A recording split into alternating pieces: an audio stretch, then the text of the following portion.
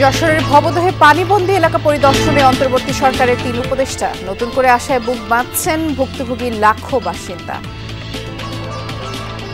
TRM নিয়ে একটি বিতর্ক আছে, জনগণের এখানে দুইটি গ্রুপের মতামত আছে মূলত। তো সেগুলোকে যদি জনগণের মতামতকে যাচাই বাছাই করে সেগুলোর প্রেক্ষিতে যদি এখানে কাজ করা হয় এবং যে টাকা বরাদ্দ হয় কিভাবে কি লুটপাট হয়ে যায় আমরা কেউ জানি না। শুধু শুনি কি যে অমুক মন্ত্রীর ছেলে এত কোটি টাকা মেরে গেল, অমুক এমপি ছেলে এত কোটি টাকা মেরে গেল, এই শুনি। কিন্তু ভবদার মানুষের যে দুর্দশা, সে দুর্দশা রয়েই যায়। আমরা আজকে সকলে একসাথে আসার উদ্দেশ্য হচ্ছে সকলে সরেজমিনে দেখা, যাদের সাথে কথা বলতে পারি কথা বলে, জাতীয় নীতি নির্ধারণী মহলে যখন আমরা সবাই মিলে বসবো, আমরা যেন একটা জনগণের মতামত নিয়ে, বিশেষজ্ঞদের মতামত নিয়ে একটা ঐক্যমতে পৌঁছাতে পারি। নরসিংদীর চরাঞ্চলে এক ইউপি সদস্যকে হত্যা করেছে দুর্বৃত্তরা। নড়াইলে ইউনিয়ন বিএনপির সভাপতির উপর হামলা, কবজি বিচ্ছিন্ন। গাজীপুরের ৩ মামলায় পতিত আওয়ামী লীগ সরকারের সাবেক ৫ মন্ত্রী সহ ৬ জনকে কারাগারে প্রেরণ। আদালতে উপস্থিতির খবরে উত্তেজনা, ডিম নিক্ষেপ।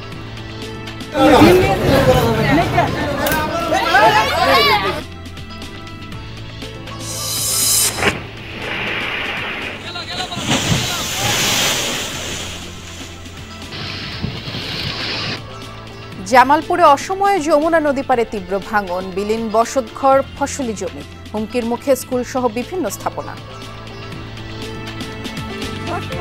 ভাঙছে এখন আমরা যে কোন গতি করে আমরা যে কোন জায়গায় থাকবো এ বাসা ডাঙ্গের এখন নাই।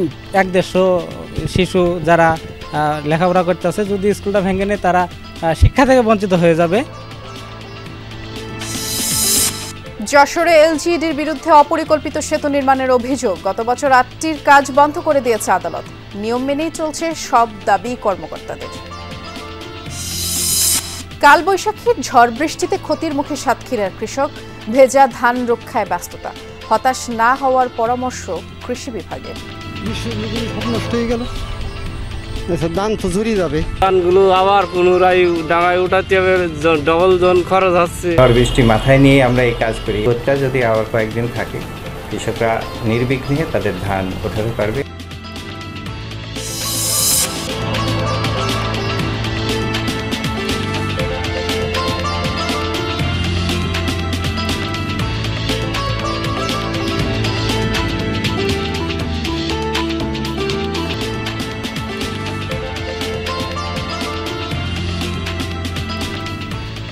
বিরতিহীন সংবাদ সারা দেশে আমন্ত্রণ জানাচ্ছি সবাইকে। নুসরাত বৃষ্টির সাথে আছি। শিরোনামগুলো শুনছিলেন। যশোরের ভবদহ অঞ্চল ঘুরে দেখলেন অন্তর্বর্তী সরকারের 3 উপদেষ্টা। মতবিনিময়ে স্থানীয়রা দ্রুতই জলাবদ্ধতা নিরসন সহ বিভিন্ন দাবি জানান আর তুলে ধরেন বিগত সময়ে প্রকল্পের অনিয়মের। এ সময় উপদেষ্টারা স্থায়ীভাবে জলাবদ্ধতা নিরসনে কাজ শুরুর আশ্বাস দেন। যশোরের অভয়নগর, মনিরামপুর, কেশবপুর এবং খুলনার ডুমুরিয়া ও ফুলতলা উপজেলার অংশ বিশেষ নিয়ে ভবদহ অঞ্চল। যুগের পর যুগ ধরে এই অঞ্চলে বর্ষায় জলাবদ্ধতা নিত্যসঙ্গী। অথচ 4 দশকে জলাবদ্ধতা নিরসনের নামে প্রায় 650 কোটি টাকার প্রকল্পের কাজ হয়েছে, তবে বদলায়নি চিত্র। মঙ্গলবার ভবদহের বিভিন্ন এলাকা পরিদর্শন করেন অন্তর্বর্তী সরকারের 3 উপদেষ্টা। তারা হলেন সৈয়দা রিজওয়ানা হাসান, ফারুকি আজম ও জাহাঙ্গীর আলম চৌধুরী। এ সময় পানি সম্পদ উপদেষ্টা বলেন, পক্ষ বিপক্ষ সহ সবার মতামত নেওয়া হবে, তারপর বিশেষজ্ঞদের পরামর্শ নিয়ে জলাবদ্ধতা নিরসনে কাজ করা হবে। আমরা আজকে সকলে একসাথে আসার উদ্দেশ্য হচ্ছে সকলে সরেজমিনে দেখা, যাদের সাথে কথা বলতে পারি কথা বলে, জাতীয় নীতি নির্ধারণী মহলে যখন আমরা সবাই মিলে বসবো, আমরা যেন একটা জনগণের মতামত নিয়ে, বিশেষজ্ঞদের মতামত নিয়ে একটা ঐক্যমতে পৌঁছাতে পারি। পরে স্থানীয় একটি কলেজের মাঠে মতবিনিময় সভায় যোগ দেন উপদেষ্টারা। অংশ নেয় স্থানীয়রা। তারা নদীখাল খনন সহ দ্রুত কাজ শুরুর দাবি জানান। ভবদহ প্রকল্প ঘিরে বিগত সময়ের অনিয়ম তদন্তেরও দাবি তুলে ধরেন এলাকাবাসী। টিআরএম নিয়ে একটি বিতর্ক আছে, জনগণের এখানে দুইটি গ্রুপের মতামত আছে মূলত। তো সেগুলোকে যদি জনগণের মতামতকে যাচাই বাছাই করে সেগুলোর প্রেক্ষিতে যদি এখানে কাজ করা হয় এবং যে টাকা বরাদ্দ হয় কিভাবে কি লুটপাট হয়ে যায় আমরা কেউ জানি না।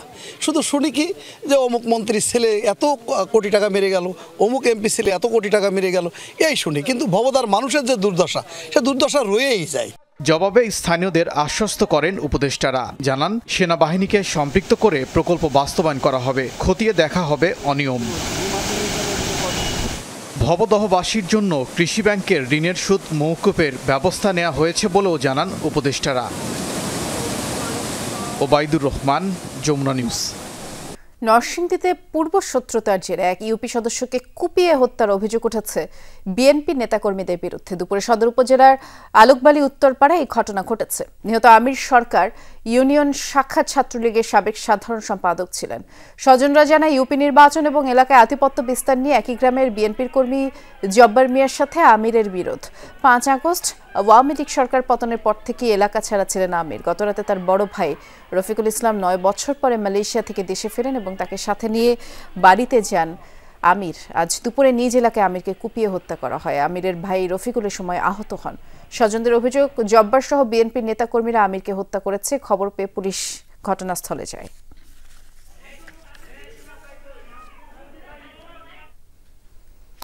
নড়াইলের লোহাগড়ার কাশীপুর ইউনিয়ন বিএনপির সভাপতি ফকির মিরাজুল ইসলাম এক পায়ের পর এবার হারালেন হাতের কবজি। কুপিয়ে তার ডান হাতের কবজি বিচ্ছিন্ন করে ফেলা হয়েছে। এলাকায় আধিপত্য বিস্তারের জেরে এই ঘটনা। অভিযোগের তীর স্থানীয় আওয়ামী লীগ নেতা রওশন কাজী এবং তার পরিবারের বিরুদ্ধে। স্বজনরা জানায় দুপুরে সারুলিয়া গ্রামে নিজ বাড়িতেই ছিলেন মিরাজুল।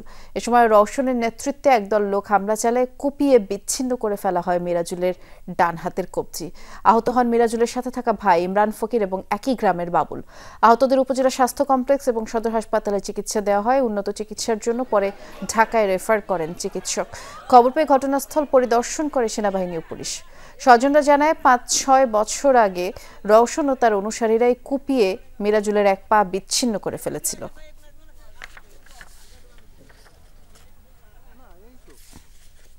পাবনা পৌর এলাকায় আধিপত্য বিস্তারকে কেন্দ্র করে ছাত্রদল ও যুবদল নেতাকে লক্ষ্য করে গুলি ছোঁড়ার অভিযোগ উঠেছে যুবলীগ কর্মীদের বিরুদ্ধে। গতরাতে শহরের দিলালপুর এলাকায় এই ঘটনার সূত্রপাত। জেলা ছাত্রদলের সাংগঠনিক সম্পাদক সাদ্দাম হোসেনের অভিযোগ, তিনি ও পৌর যুবদলের আহ্বায়ক রূপম কয়েকজন কর্মীর সাথে বসে আড্ডা দিচ্ছিলেন। এ সময় আওয়ামী লীগ নেতা মাসুদ ও যুবলীগ নেতা বাবুর অনুসারীরা তাদের লক্ষ্য করে কয়েক রাউন্ড গুলি ছোড়ে। এতে কেউ হতাহত হয়নি। পরে ছাত্রদল ও যুবদল নেতাকর্মীরা ধাওয়া দিলে হামলাকারীরা পালিয়ে যায়। এ সময় এলাকায় উত্তেজনা দেখা দেয়। পরে পুলিশ গিয়ে পরিস্থিতি নিয়ন্ত্রণে আনে। গণ অভ্যুত্থানে গাজীপুরে 3টি মামলায় শোন অ্যারেস্ট দেখিয়ে কারাগারে পাঠানো হয়েছে আওয়ামী লীগের সাবেক 5 মন্ত্রী ও এক সেনা কর্মকর্তাকে। সকালে 2টি প্রিজন ভ্যানে তাদেরকে আদালতে নেওয়া হয়। এ সময় বিক্ষোভের পাশাপাশি আসামিদের লক্ষ্য করে ডিম ছোড়ে বিএনপি পন্থী আইনজীবীরা। এদিকে আওয়ামী লীগের সাধারণ সম্পাদক ওবায়দুল কাদেরের কথিত ভাগ্নে আলী হায়দার রতনকে 3 দিনের রিমান্ড দিয়েছেন আদালত। প্রিজন ভ্যান থেকে একে একে নামছেন পতিত আওয়ামী লীগ সরকারের সাবেক 5 মন্ত্রী। পুলিশি বলয়ের মাঝেই তাদেরকে লক্ষ্য করে ডিম ছোড়ে বিএনপিপন্থী আইনজীবীরা। বৈষম্য বিরোধী আন্দোলনে গাজীপুর গাছা এলাকায় 6 জন নিহতের ঘটনায় 3টি মামলা হয়। সেসব মামলার আসামি সাবেক সমাজকল্যাণ মন্ত্রী ডাক্তার দীপু মনি, সাবেক আইনমন্ত্রী অ্যাডভোকেট কামরুল ইসলাম, সাবেক খাদ্যমন্ত্রী সাধন চন্দ্র মজুমদার, সাবেক প্রতিমন্ত্রী জুনায়েদ আহমেদ পলক, সাবেক সংসদ সদস্য নজরুল ইসলাম মজুমদার এবং এনটিএমসি প্রধান অবসরপ্রাপ্ত মেজর জেনারেল জিয়াউল হাসান। আসামি 6 জনকে কেরানীগঞ্জ ও কাশিমপুর থেকে 2টি আলাদা প্রিজন ভ্যানে আনা হয় গাজীপুর মেট্রোপলিটন ম্যাজিস্ট্রেট আদালতে। আসামিদের হাজিরকে কেন্দ্র করে আদালত চত্বরে নেওয়া হয় কঠোর নিরাপত্তা। পুলিশি বলের পাশাপাশি প্রত্যেককেই পরানো হয় বুলেট প্রুফ জ্যাকেট ও হেলমেট। এর মাঝেই সাবেক মন্ত্রীদের গায়ে ডিম ছোড়েন বিএনপিপন্থী আইনজীবীরা। স্বৈরাচারের দোষরদের বিচার দাবিতে এক পর্যায়ে আদালত প্রাঙ্গণে বিক্ষোভ করেন তারা। জুলাই আগস্ট মাসের যে আন্দোলন সংগ্রাম, ছাত্র জনতার যে আন্দোলন সংগ্রাম, বৈষম্য বিরুদ্ধে আন্দোলন সংগ্রামে তাদের নেতৃত্বে, তাদের দিক নির্দেশনে, তাদের আহ্বানে যে গণহত্যা করেছিল এবং গাজীপুরও তারা সেই গণহত্যা চালিয়েছিল। বেলা 11:30টার দিকে আসামিদের আদালতে হাজির করে 3টি মামলায় গ্রেফতারের আবেদন করা হলে শোন অ্যারেস্ট দেখিয়ে তাদেরকে কারাগারে পাঠানোর আদেশ দেন বিচারক ওমর হায়দার। আসামিদের মধ্যে দীপু মনি, জুনায়েদ আহমেদ পলক ও সাধন চন্দ্র মজুমদারকে কাশিমপুর এবং বাকিদের কেরানীগঞ্জ কারাগারে পাঠানো হয়েছে। 3টি গাছা থানার মামলায় তাদেরকে সুনির্দেশ দেখানো হয়েছে। আজকে আদালতে শুধু এতটুকুই, তাদেরকে মামলায় যে সম্পৃক্ততা পাওয়া যায়, তারা এই মামলায় জড়িত থাকার সুনির্দিষ্ট প্রমাণ পাওয়া যায় এই মামলায় তাদেরকে সুনারিশ দেখানো হয়েছে। এদিকে আওয়ামী লীগের সাধারণ সম্পাদক ওবায়দুল কাদেরের কথিত ভাগ্নে আলী হায়দার রতনের 3 দিনের রিমান্ড দিয়েছেন আদালত। গতরাতে রাজধানীর রমনা থানা এলাকায় আত্মীয়ের বাসা থেকে রতনকে গ্রেফতার করে পুলিশ। অভ্যুত্থানে গাজীপুরের 2টি হত্যা মামলার আসামি রতন। রাহিম সারোয়ার, যমুনা নিউজ। নারায়ণগঞ্জের সিদ্ধিরগঞ্জ থানায় দায়েরকৃত নাশকতার মামলায় মিয়ানমারের সশস্ত্র সংগঠন Arakan Rohingya salvation army ARSA প্রধান আতাউল্লাহ সহ 5 জনকে রিমান্ড শেষে কারাগারে পাঠিয়েছেন আদালত। বিকেলে সিনিয়র জুডিশিয়াল ম্যাজিস্ট্রেট বেলায়েত হোসেনের আদালত এই আদেশ দিয়েছেন। কোর্ট পুলিশের পরিদর্শক জানান, নাশকতার মামলায় গেল 13 এপ্রিল আরসার 5 জনের 8 দিনের রিমান্ড মঞ্জুর হয়। গত 17 মার্চ ভোরে সিদ্ধিরগঞ্জের ভূমিপল্লী আবাসিক এলাকার একটি বাড়ি থেকে তাদেরকে গ্রেফতার করে র্যাব 11। পরে সিদ্ধিরগঞ্জ থানায় 2টি মামলা হয়। আর আতাউল্লাহর বিরুদ্ধে 9টি হত্যা সহ বিভিন্ন থানায় একাধিক মামলা রয়েছে। আতাউল্লাহ ছাড়া বাকিরা কক্সবাজার রোহিঙ্গা ক্যাম্পে বসবাস করত।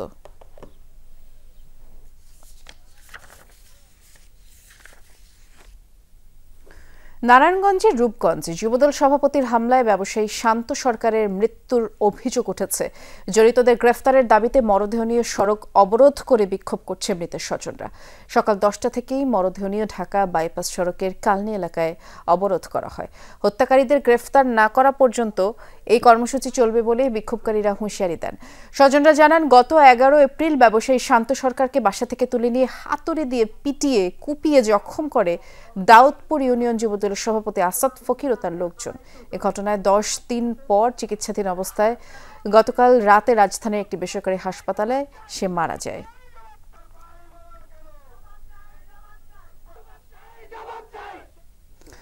খুলনা প্রকৌশল ও প্রযুক্তি বিশ্ববিদ্যালয়ে কুয়েটের উপাচার্যের অপসারণের 1 দফা দাবিতে আজ দ্বিতীয় দিনের মতো অনশন করছেন আন্দোলনরত শিক্ষার্থীরা। গতকাল বিকাল 4টা থেকে ক্যাম্পাসের স্টুডেন্ট ওয়েলফেয়ার সেন্টারে অনশনে বসেন তারা। শিক্ষার্থীদের অভিযোগ, উপাচার্য তাদের নিরাপত্তা দিতে ব্যর্থ হয়েছেন।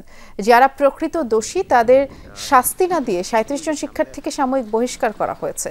আর তাই উপাচার্যকে অপসারণ না করা পর্যন্ত আন্দোলন চালিয়ে যাওয়ার ঘোষণা দিয়েছেন তারা। এর আগে গতকাল শিক্ষক প্রতিনিধিরা শিক্ষার্থীদের সাথে বৈঠক করেন। অনশন কর্মসূচিতে না যাওয়ার আহ্বানও জানান আন্দোলনরতদের। এছাড়া শিক্ষক সমিতির পক্ষ থেকেও জানানো হয়েছে, গত 18 ফেব্রুয়ারি সংঘর্ষের ঘটনায় প্রকৃত দোষীদের সাজা নিশ্চিত না হওয়া পর্যন্ত তারা ক্লাসে ফিরবেন না।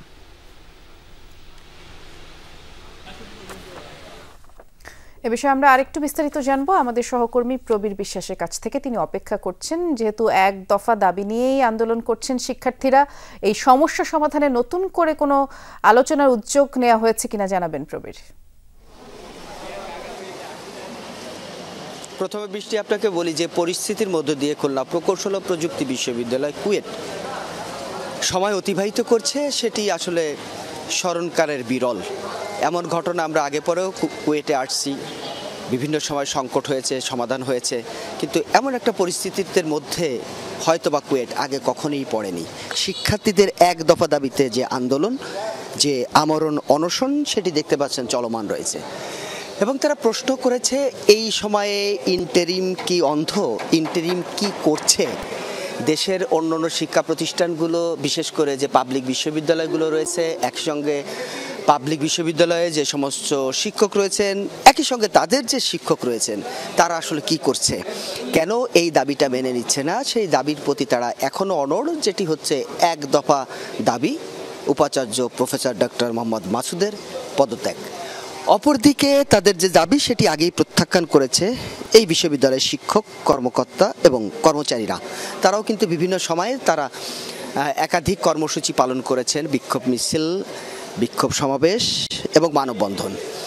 এবং গত 2 দিন ধরে শিক্ষক প্রতিনিধিরাও তাদের কাছে বারবার করে এসছে, তাদের বোঝানোর চেষ্টা করেছে, তাদের আলোচনায় বসার জন্য আহ্বান জানিয়েছে এবং এটাও বলেছেন যে আলোচনায় বসলে সমাধান হবে। আমাদের যে সংকটগুলো রয়েছে সেই সংকটগুলো আমরা আলোচনার মধ্য দিয়ে সমাধান করতে চাই। কিন্তু শিক্ষার্থীরা তাদের দাবির ব্যাপারে অনড়, যে 1 দফা দাবি, ভিসির অপসারণ অথবা ভিসির পদত্যাগ।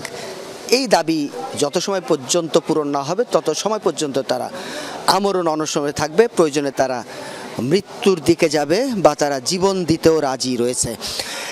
এই কথা নিয়ে কিন্তু যিনি ছাত্র বিষয়ক পরিচালক রয়েছে তার সঙ্গে আমাদের কথা হয়েছে। তিনি বলছেন আলোচনা চলছে, হয়তো এই আলোচনার মধ্য দিয়ে একটা সুষ্ঠু সমাধান হবে এবং কুয়েট তার স্বাভাবিক পরিস্থিতিতে ফিরে আসবে শিক্ষা কার্যক্রমের জন্য। বৃষ্টি, অনেক ধন্যবাদ। বিস্তারিত জানাচ্ছিলেন আপনি প্রবীর।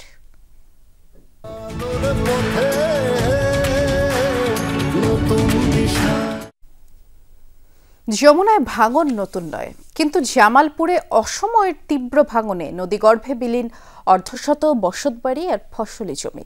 হুমকিতে চর ডাকাতিয়া গ্রামের একমাত্র স্কুল সহ নানা স্থাপনা। পানি উন্নয়ন বোর্ডের দাবি, এই ভাঙন রোধে স্থায়ী প্রকল্পের কাজ চলমান রয়েছে।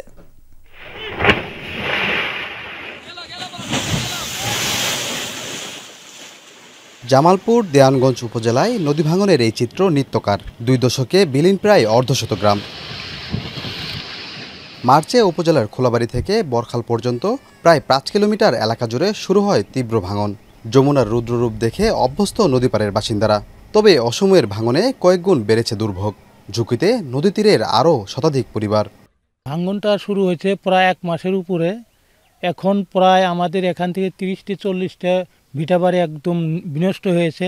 সর্বশেষ আমার বসত ভিটাটুকু নদীতে চলে গেছে। ফসলের জমি ফসল সহ নদীতে গর্বে এখনো চলে যাচ্ছে। জিওব্যাগ ফেলেও কাজে না আসায় অবশিষ্ট বসত ভিটা, মসজিদ ও প্রাথমিক বিদ্যালয় সহ কিছু স্থাপনা নদীগর্ভে দ্রুত বিলীনের আশঙ্কায় স্থানীয়রা। প্রাইমারি স্কুল যেখানে 150 শিশু যারা লেখাপড়া করতেছে, যদি স্কুলটা ভেঙে নেয় তারা শিক্ষা থেকে বঞ্চিত হয়ে যাবে। 10-15 বার ভাঙছে। এখন আমরা যে কোন গতি করে আমরা যে কোন জায়গায় থাকবো এ বাসা ডাঙ্গরা এখন নাই। এলাকা ছাড়া সহ সড়কের পাশে দোতলায় আশ্রয় নিয়েছে অনেকেই। ফসলি জমি হারিয়ে কাজ না থাকায় মানবেতর জীবনযাপন করছে পরিবারগুলো। ভাঙনের তীব্রতা আঁচ করে ঘরের টিন, আসবাবপত্র সহ প্রয়োজনীয় সামগ্রী সরাচ্ছেন কেউ কেউ। দ্রুত ব্যবস্থা গ্রহণের দাবি ভুক্তভোগীদের। অল্প লাড়া জায়গা আছে, এইটাও দুদিন জায়গা তাহলে তো আঙ্গরে আর থার কোনো জায়গা নাই। ঘর বাড়ি টানি টানি নিয়ে গেছি, নিয়ে যায় মানুষের ধরি বাইরে ঘর বাড়িটা নিয়ে আস্তার মধ্যে থুইছে। সরকারের কাছে দাবি যে যদি স্থায়ী বাঁধ হয়। জরুরিভাবে কিছু জিওব্যাগ দিয়ে ডাম্পিং করা হলেও টেকেনি একদিনও, তাই স্থায়ী প্রকল্প নেওয়া হচ্ছে, জানান সংশ্লিষ্টরা। চর ডাকাতিয়া পাড়ায় এমার্জেন্সি কাজ গ্রহণ করেছি। ওখানে 2টি প্যাকেজে এই কাজটি বাস্তবায়ন হচ্ছে এবং সেই সাথে এই এলাকায় একটি ফিজিবিলিটি স্টাডি চলমান রয়েছে। ফিজিবিলিটি স্টাডির রিপোর্ট অনুযায়ী স্থায়ী প্রকল্প এই এলাকায় গ্রহণ করা হবে। যমুনা নদীর এই চিত্র আজকের নয়, যুগ যুগ ধরে ভাঙনের কবলে পড়ে নিঃস্ব হয়েছে শত শত পরিবার। সেই জায়গা থেকে উত্তীর্ণ হতে বিভিন্ন সময় জনপ্রতিনিধি ও স্থানীয় প্রশাসনের কাছে আর্জি জানিয়েছিলেন এই সাধারণ মানুষ, কিন্তু দিন শেষে আশ্বাস ছাড়া কিছুই পায়নি তারা। এ অবস্থায় এখানকার মানুষের দাবি, যমুনার বাম তীরে একটি স্থায়ী বাঁধ নির্মাণ করলে হয়তোবা ভাঙনের কবল থেকে তারা বাঁচতে পারবে। সাগর ফরাজি, যমুনা নিউজ, জামালপুর। ঝিনাইদহের কালীগঞ্জে ওয়েল্ডিংয়ের কাজ করার সময় আগুনে পুড়ে গেছে 2টি ট্রাক। দুপুরে মল্লিকনগর এলাকার একটি মোটর গ্যারেজে এই ঘটনা। স্থানীয়রা জানায়, যশোর ঝিনাইদহ মহাসড়কের পাশের মোটর গ্যারেজে ট্রাক মেরামতের কাজ চলছিল। এ সময় ওয়েল্ডিং মেশিন থেকে আগুন লেগে দ্রুত তেলের ট্যাঙ্কিতে ছড়িয়ে পড়ে। আর গ্যারেজের পাশে থাকা অন্য একটি ট্রাকেও তখন আগুন লাগে। মুহূর্তেই ট্রাক দুটি পুড়ে যায়। খবর পেয়ে কালীগঞ্জ ফায়ার সার্ভিসের একটি ইউনিট আগুন নিয়ন্ত্রণে আনে আর আহত 2 জনকে হাসপাতালে পাঠানো হয়েছে।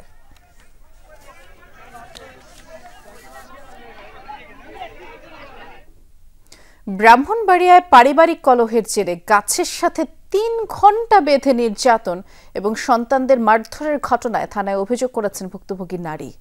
গতরাতে 7 জনের নাম উল্লেখ সহ আরও 4 জনের বিরুদ্ধে থানায় লিখিত অভিযোগ করেন ওই নারী। এর আগে সোমবার বিকেলে সুলতানপুর ইউনিয়নের মধ্যপাড়ায় মন্তাজ মিয়ার বাড়িতে ওই নারীকে নির্যাতন করা হয়। যে ঘটনার ভিডিও সামাজিক যোগাযোগ মাধ্যমে ছড়িয়ে পড়লে এলাকা জুড়ে চাঞ্চল্যের সৃষ্টি হয়। স্থানীয়রা জানায়, হঠাৎ করে তারা চিৎকার শুনেন। ঘটনাস্থলে গিয়ে দেখতে পান ওই নারী ও তার 2 সন্তানকে মারধর করছে তারই বড় ভাই মঙ্গল মিয়া, জয়নাল আবেদিন এবং পরিবারের সদস্যরা। স্থানীয়রা বাধা দিলে তাদের উপরেও ক্ষিপ্ত হয় অভিযুক্তরা। আসামিদের গ্রেফতারের চেষ্টা চলছে বলে পুলিশ জানিয়েছে। ওরা আমার চাপ দেয়, টাকা পয়সা নেব, এটা নে হেডা নে, আমি দেই না। না দেওয়ার কারণে ওরা আমার অনেক মাইর দূর করছে। আমার কাকারা সবাই আইসা আমরা ঘর থেকে বাইক কিনে নিয়ে মাইর দূর করছে। মাইর দূর করে নিয়ে আমার আম্মার গাছের সাথে বেঁধে রাখছে। আমার মেয়ে জামাই বিদেশ, তারা জানে এরকম করলো। এটা কি কোন দেশের আইনে আছে? বাসুরে জালে করে গড়তে ফিরতে ফাইতে জিনিসপাতি নিয়ে এরকম গাছের লগে বান্ধা আমার মেয়ের হাত পাও ফুললা শেষ। যশোরে একের পর এক অপরিকল্পিত সেতু নির্মাণের অভিযোগ উঠেছে এলজিইডির বিরুদ্ধে। গত বছর আদালতের নির্দেশে 8টি সেতু নির্মাণ বন্ধের পর সম্প্রতি আবারও এলজিইডির বিরুদ্ধে হরিহর নদীর উপরে যথাযথ উচ্চতা না মেনে সেতু তৈরির অভিযোগ এনেছে পানি উন্নয়ন বোর্ড। যদিও সংশ্লিষ্ট কর্মকর্তাদের দাবি সব নিয়মনীতি মেনেই ব্রিজ নির্মাণ চলছে।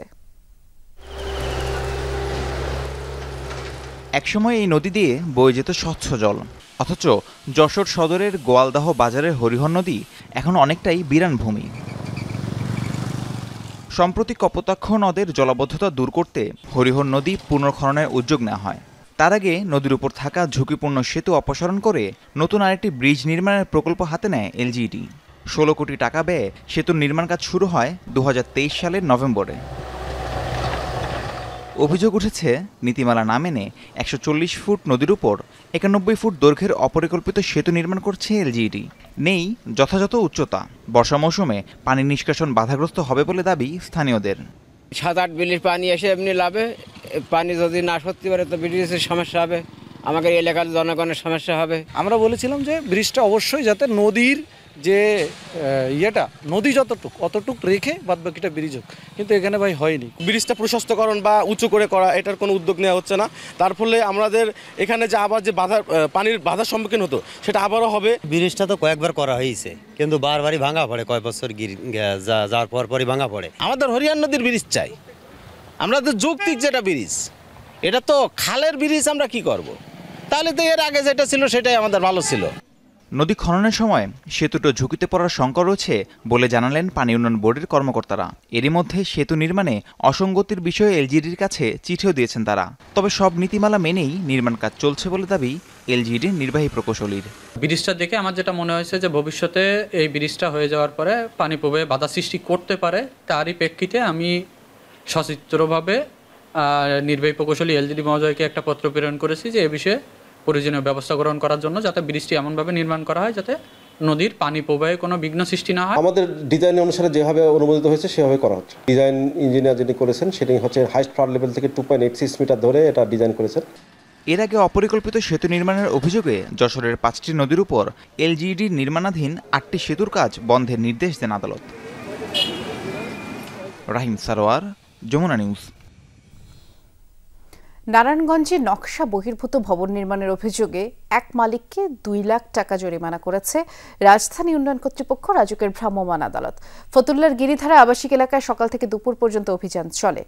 রাজুক কর্মকর্তারা জানিয়েছেন অনুমোদন নিয়ে ইমাম হোসেন একটি বহুতল ভবন নির্মাণের কাজ করছেন, তবে নকশা বহির্ভূতভাবে বেশ কিছু অংশ নির্মাণ করেছেন তিনি। এসব বর্ধিত অংশ ভেঙে ফেলার পাশাপাশি ভবন মালিককে 2 লাখ টাকা জরিমানা করা হয়। এছাড়া এলাকার বোরাক টাওয়ারের নকশা বহির্ভূত কিছু বর্ধিত অংশ ভেঙে দেয় রাজুক, আর বাকি অংশ নিজ খরচে মালিককে ভাঙার আদেশ দেয় ভ্রাম্যমাণ আদালত। হুট করে এমন অভিযানে ক্ষোভ প্রকাশ করেছেন স্থানীয় ভবন মালিক ও এলাকাবাসী।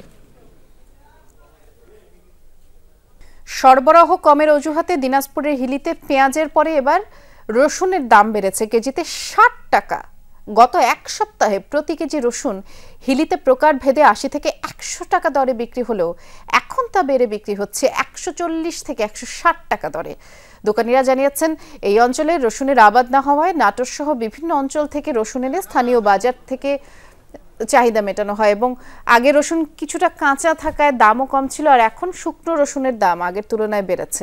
পাইকাররা বলছেন কৃষক পর্যায়ে এখনও অনেকে রসুন মজুত রেখেছে, এজন্য যোগান কম। আর 3000 থেকে 3200 টাকা মন দরের রসুন এখন 5 থেকে 5,500 টাকায় বিক্রি হচ্ছে। দোকানীদের অভিযোগ শুকনো রসুন সহজে সংরক্ষণ করা যায়, অনেক ক্রেতাও এ সময় বাড়িতে সংরক্ষণ করছেন। মোকামে আপনার রসুনটা সবাই মনে করেন নিয়ে মজুত করে রাখতেছে, এর কারণে বাজারে এই প্রভাবটা পড়তেছে, আর এর ফলে আপনার রসুনের বাজারটা বৃদ্ধি হচ্ছে। যে রসুন কিনতাম আগে আপনার 2500-3000 টাকা মন, ও রসুন কিনতে হচ্ছে আমাদের এখন 4000 টাকা, আপনার 3500 টাকা মন। রাজবাড়ীতে পূর্বশত্রুতার জেরে পুকুরে বিষ প্রয়োগ করে মাছ নিধনের অভিযোগ উঠেছে প্রতিপক্ষের বিরুদ্ধে। সকালে সদর উপজেলার মাটিপাড়ায় কাজী আরাফাত হাসান জিসানের পুকুরে মাছ মরে ভেসে উঠলে বিষ প্রয়োগের বিষয়ে টের পায় লোকজন। আরাফাত বললেন রাতের কোনো এক সময় বিষ প্রয়োগ করা হয়েছে, পাহারাদারকে মারধরের পরে হত্যার চেষ্টাও করা হয়েছে, আর মাছ মরে প্রায় 15 থেকে 16 লাখ টাকার ক্ষতি হয়েছে বলে পুকুর মালিক দাবি করছে। স্থানীয় খালেক মোল্লার সন্তানদের সাথে জমি নিয়ে বিরোধের জেরে বিষ প্রয়োগ করা হয়েছে বলে কাজী আরাফাতের ধারণা। পুলিশ জানিয়েছে অভিযোগ পেলে আইনি ব্যবস্থা নেওয়া হবে।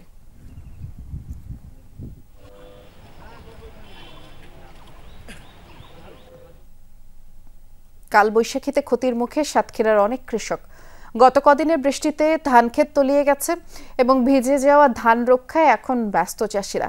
বৈশাখ মাসের যে কোনো সময় ঝড়ের সম্ভাবনার কথা বলছে আবহাওয়া অফিস, তবে এখনই হতাশ না হওয়ার পরামর্শ কৃষি বিভাগের। ঘন কালো মেঘের সঙ্গে হঠাৎই ঝড়ো হাওয়া, চারদিক অন্ধকার করে শুরু মুষলধারে বৃষ্টি। কালবৈশাখী ঝড়ে লন্ডভন্ড সব। চলছে বোরো ধান কাটার মৌসুম, তবে সাতক্ষীরা জগদানন্দ কাটির কৃষক ফজর আলীর মাথায় হাত। বৈশাখের প্রথম 4-5 দিনের ঝড়ে তলিয়ে গেছে তার সোনালী ধান। এখন রোদে শুকিয়ে কোনো রকমে চলছে ফসল রক্ষার চেষ্টা। খরচ খরচা দিয়ে যে আমি যে ফলন পাতাম, যে বিচিলি পাতাম, সব এখন নষ্ট। তালা উপজেলার ইসলামকাটির কৃষক আব্দুস সাত্তারেরও একই দশা। বিপাকে পড়েছেন ধান কেটে রাখা জেলার কম বেশি সবাই। ধান কাটা আর রোদে শুকাতে গুনতে হচ্ছে বাড়তি টাকা। বৃষ্টির লেগুনো সব নষ্ট হয়ে গেল, ধান তো ঝরিয়ে যাবে। তারপরে এখন এই দাঁড়িয়ে দিতে গেলে আবার ঝরবে। আমি ধান পানিতে তুলতে 15টাতে 20টি জন লেগ দিছে। ধানগুলো আবার পুনরায় ডাঙায় উঠাতে হবে, ডবল জন খরচ হচ্ছে। দুর্যোগে এলোমেলো ধানক্ষেত, কিন্তু কাবু করতে পারেনি হতাশা। 10-15 দিন আবহাওয়া অনুকূলে পেলেই ধান ঘরে তোলা যাবে মনে করছেন কৃষকরা। অনেকের মনে করেন ধান বাইশ ছিল পানিতে, অনেকে উঠায় ডাঙ্গায় উঠায় ই করছে জন দিয়ে। আবহাওয়া কাটি যায় বুঝছেন, তাহলে বর্তমান যে ধানগুলো কাটা আছে বা কাটতে আছে, এই 10 থেকে 15 দিনের ভিতরে আমাদের ধান পুরোটাই উঠে যেতে পারবে। শঙ্কিত না হওয়ার পরামর্শ কৃষি বিভাগেরও। যেহেতু বৈশাখ মাস, তাই যে কোনো সময়ই ঝড় হতে পারে, সতর্কতা আবহাওয়া অধিদপ্তরের। ঝড় বৃষ্টি মাথায় নিয়ে আমরা এই কাজ করি, এটাকে আমরা ক্ষতির মধ্যে মনে করছি না। রোদটা যদি আবার কয়েকদিন থাকে, কৃষকরা নির্বিঘ্নে তাদের ধান ওঠাতে পারবে। কালবৈশাখী যে কোনো সময় হতে পারে, সেই ক্ষেত্রে কিছু বৃষ্টিও হতে পারে। এই মাসের শেষের দিকেও একটা লঘুচাপের তৈরি হতেও পারে। কৃষি বিভাগের মতে জেলায় এবছর 80,755 হেক্টর জমিতে বোরোর আবাদ হয়েছে। ধান কাটা হয়েছে 34,000 হেক্টর জমির। আকরামুল ইসলাম, যমুনা নিউজ, সাতক্ষীরা। অনুমোদন নেই কোনো বৈধতা, আছে পেশি শক্তি আর সন্ত্রাসী বাহিনী। আর এই দিয়ে সাভারের 10 গ্রাম দখলে নেমেছে রেলিক সিটি নামের এক ভুঁইফোঁড় আবাসন। সাভারের বিরুলিয়ায় কমলাপুর রাজারবাগ গ্রামবাসী জমি রক্ষায় মানববন্ধন কর্মসূচি করায় তাদের উল্টো অপরাধী আখ্যা দিয়ে দফায় দফায় মারধর করে রেলিক সিটির সন্ত্রাসী বাহিনী। এতে নেতৃত্ব দেন রেলিক সিটির চেয়ারম্যান শাহনেওয়াজ। দেখলে মনে হবে কোনো অপরাধীকে মারধর করা হচ্ছে, কিন্তু না, অন্যায়ের প্রতিবাদ করায় সালাউদ্দিন নামের এই যুবককে বেধড়ক মারধর করে রেলিক সিটির সন্ত্রাসীরা। একটা মানববন্ধন হচ্ছে, এখানে মানববন্ধন হচ্ছে এবং লাইভ হচ্ছে, সেই লাইভের মধ্যে এসে এখানে হুমকি দিচ্ছে। মারধরে নেতৃত্ব দেন রেলিক সিটির চেয়ারম্যান শাহনেওয়াজ নিজে। সাংবাদিকদের সামনে নানা অভিযোগ তুলে ধরে অপরাধী বানানোর চেষ্টা তার। এবার একটু পেছনে আসা যাক। চটকদার বিজ্ঞাপন দিয়ে বোকা বানানো হচ্ছে দেশি প্রবাসী ক্রেতাদের। বানিয়েছে 8,251 বিঘার মেগা সিটির নকশা, অথচ 1% জমিও রেলিক সিটির নামে নামজারি নেই। সেই নকশায় গ্রামবাসীর বাড়িঘর, স্কুল, মসজিদ, মাদ্রাসা, এতিমখানা, বৃদ্ধাশ্রমের জায়গায় প্লট দেখিয়ে বিক্রি করছে রেলিক সিটি। এর প্রতিবাদে গত সোমবার এলাকায় গ্রামবাসী শান্তিপূর্ণ মানববন্ধন কর্মসূচি পালন করে। আওয়ামী ফ্যাসিস্ট সরকারের একজন ভূমিদস্যু, এরা আমাদের এখানে আইসা আমাদের বিশাল আমাদের 10-12টা একটা লেবার প্ল্যান করে এরা এই জমি বেচা বিক্রি করতেছে। আমাদের জমি সহ তারা দেখা দিচ্ছে কাস্টমারদের, তারা অনেক জমি এইভাবে প্লট আকারে বিক্রিও করছে। প্রশাসনকে আমরা জানাইছি, আমরা প্রশাসনের কাছে জবাব চাই, ওনারা কি এই অবৈধ রেলিকের পক্ষে না জনগণের পক্ষে। মানববন্ধন করায় গ্রামবাসীকে চাঁদাবাজ আখ্যায়িত করে পাল্টা কর্মসূচি দেয় রেলিক সিটি। এতে ভাড়াটে লোকজন সহ চিহ্নিত ভূমিদস্যুরা অংশ নেয়। বলা হয়, গতকাল যারা মানববন্ধন করেছে তারা সবাই চাঁদাবাজ। ঘটনাস্থলে গেলে প্রতিবাদকারী ওই যুবকের উপর হামলে পড়ে রেলিক সিটির সন্ত্রাসীরা। রাহিম সারোয়ার, যমুনা নিউজ।